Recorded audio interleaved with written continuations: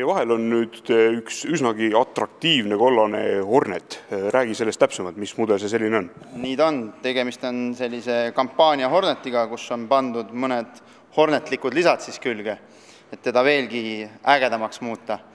Et siia on pandud tehase nii-öelda lisavarustuse pakett peale, mis siis sisaldab ennas mõningaid detaile, näiteks sadulakatet, hugerit, lisaporilauda, undertraid, ehk siis nii-öelda porilaua lisa, ilulisa, siis Akrapovici summutit, mootori nii-öelda dekoratiivkatteid ja siis kleebiseid Horneti omasid, paagi kaitse seda kleebist ja siis bensiinipaagikorgi kleebist.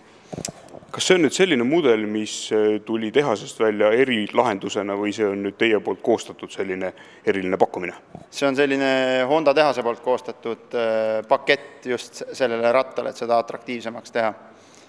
Et selle paketi hind muidu ostes on 1700 €, aga praegu, kui siis nii-öelda koos rattaga osta, läheb see kliendile maksma ainult 500 €. Kui palju neid sellise väljanägemisega rattaid teil siin praegu kohapeal on? Kohapeal meil on olemas valge ja kollane, aga saab kõiki kogu värvi valikule tellida need detaile, ehk seda komplekti siis. Mis sellise Horneti hind üldse praegu on? Selle Horneti hind muidu on 8190 € ja koos selle paketiga siis 8690 €.